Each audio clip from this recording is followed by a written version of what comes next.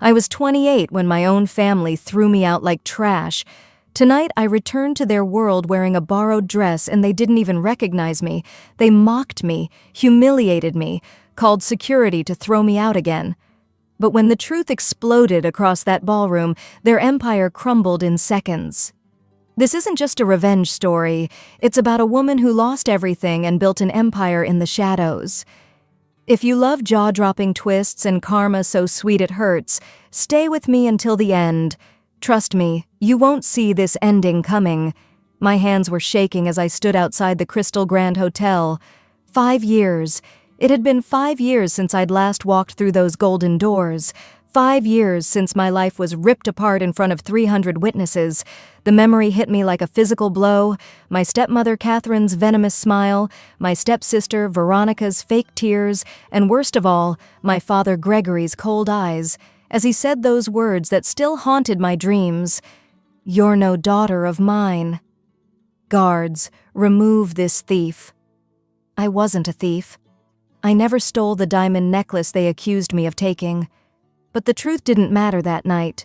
What mattered was that Catherine wanted me gone, Veronica hated sharing the spotlight, and my father was too weak to stand up for me.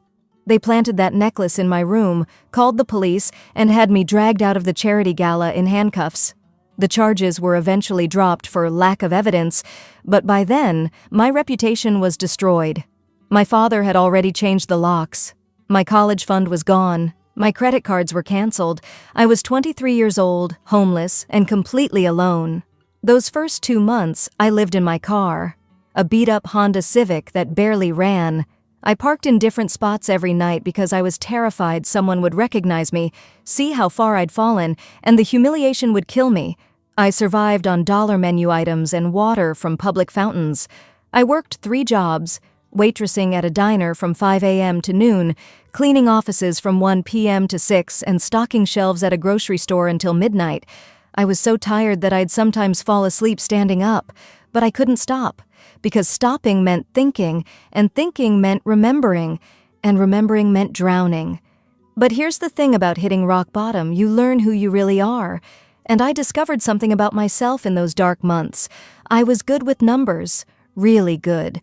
My mother, before she died of cancer when I was 16, had been a financial advisor.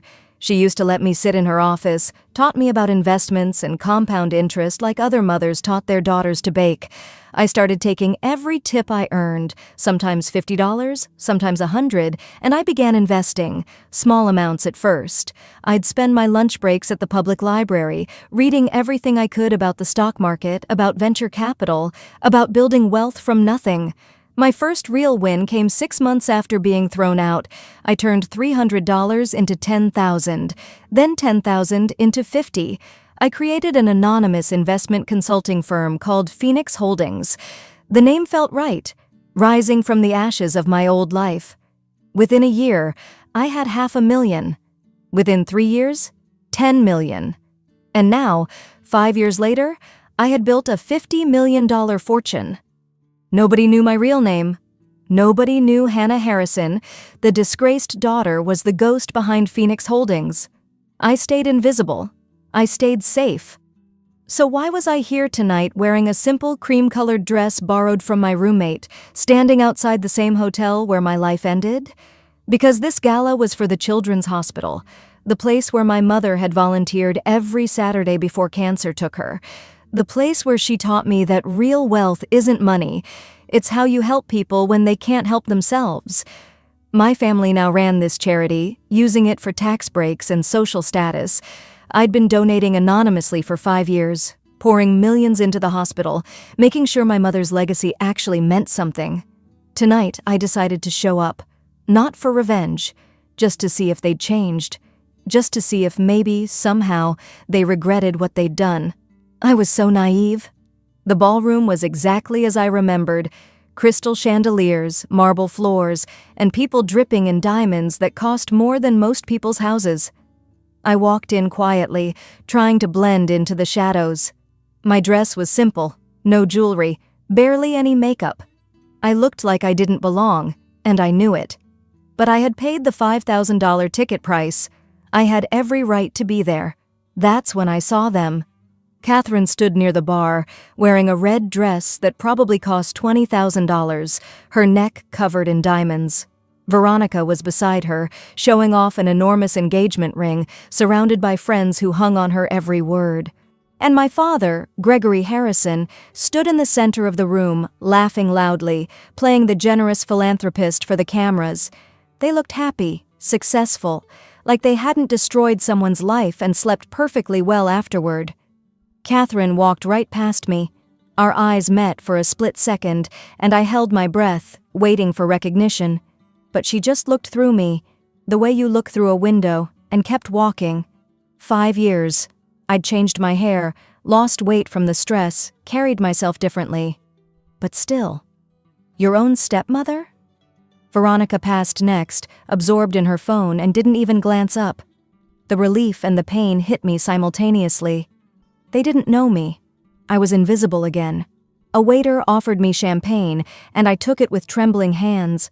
I found a quiet corner and just watched them smile and pose, watched them accept compliments for their generosity, watched my father give a speech about the importance of helping those less fortunate, and I wanted to scream, but I stayed silent. I stayed small, just like I'd learned to do. Then Veronica spotted me. I was standing near the auction table, looking at the donated items, when she approached with 2 of her friends. She didn't recognize my face, but she recognized that I didn't fit in. "Excuse me," she said, her voice sugary, sweet, and poisonous. "Are you looking for the service entrance?" "It's around back." I turned to face her, my heart pounding. "I'm a guest." Her eyes traveled down my dress and her smile turned cruel. "In that?" "Sweetie, guests don't wear department store dresses to events like this." Her friends giggled. "Did you steal the invitation?" "Oh, wait." Her eyes glittered with malice. "Is theft kind of your thing?" The word hit me like a slap. She didn't know she was talking to me, but she was still making jokes about what they'd done, about the false accusation that destroyed my life.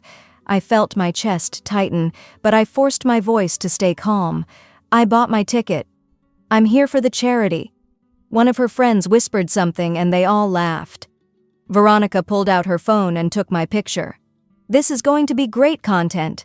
When charity cases crash charity galas. #ironic. Before I could respond, Catherine appeared. She'd been watching from across the room.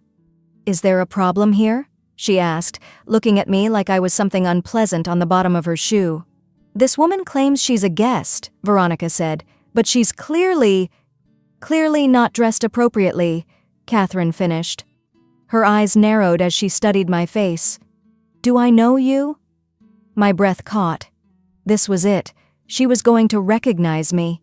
5 years of wondering if they ever thought about me, if they ever regretted it, if they ever... "No," Catherine said, dismissing the thought. "I don't associate with people like you." She turned to a security guard. "Please escort this woman out. She's making our guests uncomfortable. People like you." The words echoed in my head. After everything, after 5 years of clawing my way back to life, I was still just people like you to her. The security guard approached, and I saw my father across the room, finally noticing the commotion. He started walking over, and for a moment, just a moment, I thought maybe he would recognize me. Maybe he would see his daughter and realize what he'd done. "What's going on here?" Gregory asked, his voice carrying the authority of a man used to being obeyed. "Just removing an uninvited guest, Mr. Harrison," the security guard said. My father looked at me, really looked. I stared back, willing him to see me, to know me. "Do I know you?" he asked. My voice came out as a whisper. "You should." He frowned, already losing interest. "Are you a vendor? A reporter?" I couldn't breathe. He was looking right at me, his daughter, his only child with his first wife, the girl he used to call his princess, and he saw nothing, just an inconvenience to be removed. "Just escort her out," he said, waving his hand dismissively. "We have an important announcement to make." The guard took my arm, and I felt the room spinning. This was it. I was being thrown out again, history repeating itself. Veronica was filming on her phone, narrating for her social media followers. This is what happens when people try to crash events they can't afford. Security handles it. Catherine had already turned away, bored. My father was walking back to his friends, the interaction already forgotten. I was being dragged toward the exit, my vision blurry with tears I refused to let fall, when the lights suddenly went dark. The entire ballroom plunged into darkness, and confused murmurs rippled through the crowd. Then a single spotlight illuminated the stage, and the master of ceremonies stepped up to the microphone. "Ladies and gentlemen, if you could please take your seats. We have a very special announcement regarding tonight's donations." The security guard paused, unsure whether to continue removing me or wait. I stood there, frozen at the edge of the ballroom, my heart hammering so hard I thought everyone could hear it. The MC began reading the donor list. "The Sterling Group has generously contributed $100,000. Applause. The Martinez Foundation, $75,000. More applause. Then, the Harrison Family Foundation, $75,000. My father, Catherine, and Veronica stood together and took a bow. The applause was thunderous. They were glowing, soaking in the admiration. Catherine waved like royalty. Veronica posted immediately to her social media. My father's chest was puffed with pride. This was their moment, their charity, their reputation. "Now," the MC continued, his voice dropping to something more serious, "for the past 5 years, this hospital has been blessed with an extraordinary benefactor. Someone who has given more than all our other contributors combined." The screen behind him lit up with a number, $12 million. The crowd gasped. People started whispering, looking around, trying to figure out who had that kind of money. Catherine leaned toward my father, confused. Even from across the room I could read her lips. "Who is that?" "This incredible individual," the MC said, "has funded our pediatric cancer wing." My mother's wing. The one she dreamed about before she died. Our maternal health center, our research facilities, and full medical school scholarships for 200 students. This person has changed countless lives while remaining completely anonymous. My father was frowning now, doing calculations in his head. Catherine looked worried. They were realizing that someone had outshone them at their own event. "Tonight," the MC announced, "this benefactor has agreed to reveal her identity." The word "her" sent another wave of whispers through the crowd. "Ladies and gentlemen, please welcome the founder and CEO of Phoenix Holdings, Ms. Hannah Harrison." The spotlight swung away from the stage and landed directly on me, still standing at the exit, the security guard's hand still on my arm. The silence was deafening. I couldn't move, couldn't breathe. 300 pairs of eyes locked onto me, and then I saw their faces, my family's faces, as the realization hit them like a freight train. Catherine's hand flew to her mouth. The champagne glass Veronica was holding slipped from her fingers and shattered on the marble floor.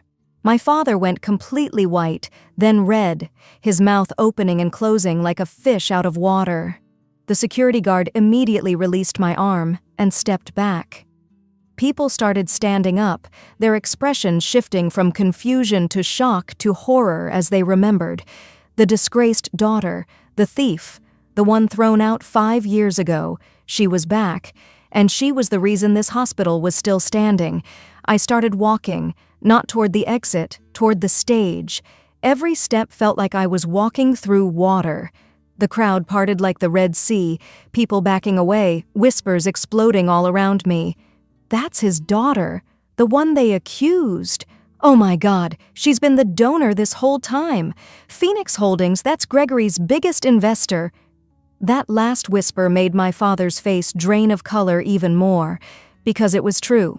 Phoenix Holdings had been quietly buying up shares of Harrison Industries for the past 2 years. I now owned 40% of his company. I was his boss, and he'd just tried to throw me out like trash. I reached the stage and climbed the stairs. The hospital director was there, smiling warmly, genuinely grateful. He didn't know the whole story. He just knew that I'd saved his hospital. "Ms. Harrison, we're so honored to finally meet you." I took the microphone. My hands had stopped shaking. I looked out at the crowd, and finally I let myself look at them, my family huddled together near the bar, looking like their world was ending. 5 years ago, I said, my voice steady and clear, I was thrown out of this hotel. Out of this event. I pointed directly at them. By them. The whispers grew louder. People were pulling out phones, some filming, some frantically searching for the old news articles. I was accused of stealing jewelry I never touched. I was disowned by my father. I looked at Gregory, and he couldn't meet my eyes. Without a trial, without proof, without a single question about whether I was telling the truth, I was 23 years old, and I was left with nothing. No money, no home, no family. Catherine tried to speak, but no sound came out. Veronica had tears streaming down her face, but not from remorse, from fear. I slept in my car for 2 months, I continued. I worked 3 jobs just to eat once a day. I was so tired that I'd fall asleep on the bus and miss my stop. I was so hungry that I'd steal ketchup packets from restaurants to have something to eat with my bread. I was so alone that I'd go days without speaking to another human being. The room was completely silent now. Even the waiters had stopped moving. But I survived. And I built something from nothing. Phoenix Holdings isn't just an investment firm. It's proof that you can't destroy someone by taking away their money or their name. You can only destroy them if they let you. The hospital director stepped forward with a tablet, projecting new information onto the screen: financial documents, ownership papers. What Ms. Harrison hasn't mentioned is that Phoenix Holdings owns 40% of Harrison Industries, making her the majority shareholder. She's been the company's primary investor for 2 years. My father's legs actually buckled. Someone caught his arm to steady him. His empire, the company his grandfather built, was in my hands, had been for years. And he never knew. But I wasn't done. The jewelry I was accused of stealing? I pulled out my phone and connected it to the projector. Security footage from 5 years ago filled the screen, grainy but clear enough. It showed Veronica entering my bedroom when I wasn't there, hiding the diamond necklace under my pillow, then leaving and calling Catherine, then both of them calling the police. Veronica screamed, "That's fake!" She edited it. "Digital forensics certified," I said calmly. "I hired a team of investigators 3 years ago. They recovered this from the hotel's backup servers. The timestamp is accurate. The metadata is clean. I've had this evidence for 3 years. I paused. "I've been waiting." The crowd erupted. People were shouting questions. Reporters who'd been covering the gala were suddenly swarming. But I held up my hand, and somehow they quieted. "I could have destroyed you years ago," I said, looking at my father. "I could have sent this to the police, had Veronica arrested for false accusation and evidence tampering. I could have released it to the media and watched your reputation burn. But I wanted to wait. I wanted to see if you'd ever feel guilty, if you'd ever try to find me, to apologize, to make it right." Gregory's voice was hoarse. "Hannah, please." "You had 5 years," I cut him off. 5 years to wonder where I was. If I was okay? If I was alive? And you never once tried to find out? My voice cracked. "You weren't even curious." I turned to the hospital director. "I'm calling an emergency board meeting of Harrison Industries. As majority shareholder, I'm exercising my right to remove Gregory Harrison as CEO, effective immediately." The crowd gasped again. My father stepped forward. "Hannah, you can't. The company has been embezzling from its own charity," I said, and pulled up more documents, bank statements, transfer records. For 5 years, my father had been skimming money from the Harrison Family Foundation, using it for personal expenses while claiming tax deductions. I have proof of fraud, tax evasion, and embezzlement. The authorities already have copies of these files. You'll be investigated starting Monday morning. Catherine finally found her voice, shrill with panic. "You can't do this! We're family!" I laughed, and it sounded bitter even to my own ears. "You stopped being my family when you chose your lifestyle over the truth, when you framed me to get rid of me because I was an inconvenience, when you spent 5 years living off money that, as it turns out, came from me." That stopped her cold. "What?" Phoenix Holdings has been propping up Harrison Industries for 2 years with strategic investments and loans. Every vacation you took, every dress you bought, every diamond you wore, it came from dividends paid by my company. You've been living off my money while thinking I was probably dead in a gutter somewhere." The look on Catherine's face was almost worth everything. Almost. I turned to Veronica, who was trembling. "You destroyed my reputation with lies. Let me show you what truth does to yours." I pulled up her social media history, posts she thought she'd deleted, screenshots of her mocking charity recipients, selling donated designer goods online, making fun of the poor people at fundraising events. Her fiancé standing beside her went pale as he read the posts. Then his face hardened. He took off the engagement ring from her finger without a word and walked away. Just like that. "Your engagement?" I said softly. "He was with you for the Harrison money." "Which no longer exists in your branch of the family tree?" Veronica collapsed into a chair, sobbing, but I felt nothing. No satisfaction, no victory, just emptiness. "You have 2 choices," I said to my father. "Option 1, I press charges. Full investigation, criminal trial, you'll probably go to prison." His face crumpled. "Option 2, you resign from Harrison Industries. You return every penny you stole from the charity. You disappear from public life, and you never ever use the Harrison name for business again." "Hannah," he whispered, and for the first time I heard him say my name in 5 years. "I'm your father." "You stopped being my father the night you called me a thief," I said. My voice was steady, but tears were finally falling. "You threw me away like I was nothing. You chose them over me. You didn't even ask for my side of the story." "I was wrong," he said, and he was crying now too. "I was so wrong. Please, Hannah, Sign the papers," I interrupted. "I'm giving you more mercy than you gave me. Take it and go." He signed, right there, in front of everyone. His hands were shaking so badly he could barely hold the pen, but he signed away his company, his reputation, his empire. Catherine was removed from every charity board, every social committee. Veronica's influencer career was imploding in real time as people shared the screenshots. The family that had ruled this city's social scene for 3 generations was destroyed in less than 30 minutes. And I'd done it without raising my voice once.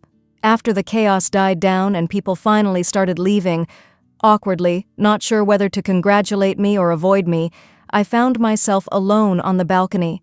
The city lights stretched out below me, and I felt so tired. Bone-deep tired. I'd won. I'd gotten everything I'd worked for. The revenge I'd spent 5 years building toward had been perfect, so why did I feel so hollow? "Miss Harrison?" A small voice behind me. I turned to see a teenage girl in a formal dress that was slightly too big, obviously borrowed. She had a scarf wrapped around her head, a cancer patient. "I'm Sophie. I just wanted to say thank you. You paid for my treatment. The doctors said I only had a few months, but your donation funded the experimental therapy that saved my life. I wouldn't be here without you." She hugged me, and I felt something break inside. I hugged her back and cried, really cried, for the first time in 5 years. Not for what I'd lost, not for what I'd won, but for this. For the fact that my pain had somehow turned into something that saved this girl's life. "Thank you," I whispered back. "Thank you for surviving." When she left, I stayed on the balcony a while longer. The hospital director came out to find me. "We'd like to announce a new initiative in your name," he said gently. "Full scholarships for foster children and at-risk youth who want to study medicine. Kids who the system has given up on. We thought you might appreciate that." I nodded, unable to speak. Because that's what I'd been. A kid the system gave up on. A daughter thrown away. As I finally left the hotel that night, I passed my father one last time. He was sitting on a bench outside, his head in his hands. Catherine and Veronica were gone, already starting to distance themselves from the sinking ship. He looked up as I walked by, and our eyes met. "I'm sorry," he said. "Just that. No excuses, no justifications. I stopped, and for a moment, I wanted to say something cutting, something that would hurt him the way he'd hurt me. But instead, I just felt tired. "I hope you learn to live with what you've done," I said. Because I had to. I walked away and didn't look back. I'm 28 years old. I've been homeless. I've been betrayed by the people who were supposed to protect me. I've built an empire from nothing but survival and spite. Tonight, I destroyed the family that destroyed me. And you know what I learned? Revenge doesn't heal you. It doesn't fix the broken parts or erase the pain. But what it does do is give you the power to make sure the cycle stops, to make sure that kids like Sophie have a chance, to make sure that no one else has to sleep in their car and wonder if they'll survive the night. That's the real victory. Not the money, not watching them fall, but knowing that my worst days turned into someone else's best chance. If this story gave you chills, hit that like button. Subscribe because I have more stories about people who rose from the ashes. Comment and tell me, is revenge ever worth it, or is living well really the best revenge? I read every single comment. See you in the next one, where karma strikes even harder.